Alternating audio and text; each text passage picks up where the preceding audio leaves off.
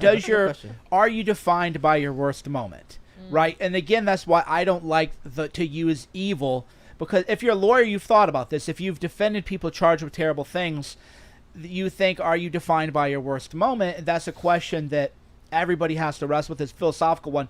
So can you never not? There's even that joke that the guy said he fornicated with the goat once, and now for the rest of the life he's a goat fornicator. And my belief, generally speaking, is that there's a redemption period that almost everything. Well, if you no, hold on, I disagree. Okay, Rosenbaum. 10 years, 20 years from now. It's been 15 years. It had been 15 years since those actions he committed. Sorry. Is that the one who assaulted kids? Yes. You don't come back from that. You don't come you back. don't, But yeah. do you come back from eating human? Yes, because he didn't kill the human. He didn't kill a person. All right. what if you Fair. murder someone? Are you a murderer? Yes. Yes. Forever. Yes, in my opinion. If Different it's way. murder, I don't mean like drunk driving. Then why not a cannibal? Like, see, this is an important I don't think question. cannibalism is that bad in this context. But what I'm saying is, what we're basically saying is, based on our personal views of morality, we're willing to give someone redemption and not call them a name by their worst moment. If someone murders someone, they're always a murderer. Alec Baldwin is always a murderer, but Reza Aslan's no longer a cannibal. I don't think eating human brain is a problem. Like I said, with stuff that happens with kids is a little different. Yeah. I don't like to reduce people to their lowest moment. Okay. Right? That, generally speaking, that's not how I view humanity, because my fundamental view is that we're all whatever's in our hearts and minds. If that were published to the world, what would that look like?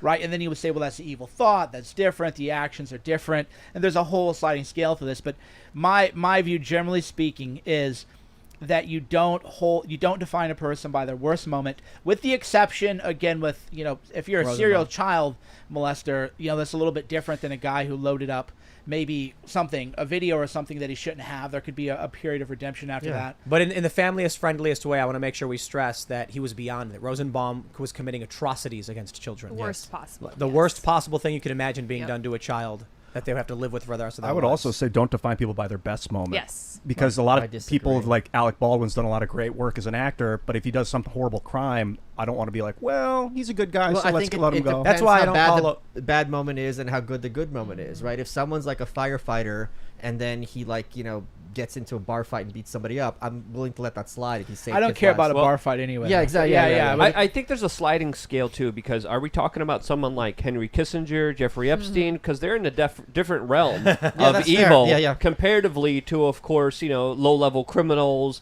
petty criminals, arsonists. There's a big difference. That's a between good way. the two. If you think of every action in your life as weighting the scale of 1 to 100, if you've done a million things that have given you 100, and then you do one thing that gives you a 1, it's barely going to move the needle to 99.9. Like Henry Kissinger is Satan. He is absolutely evil. He's he not is great.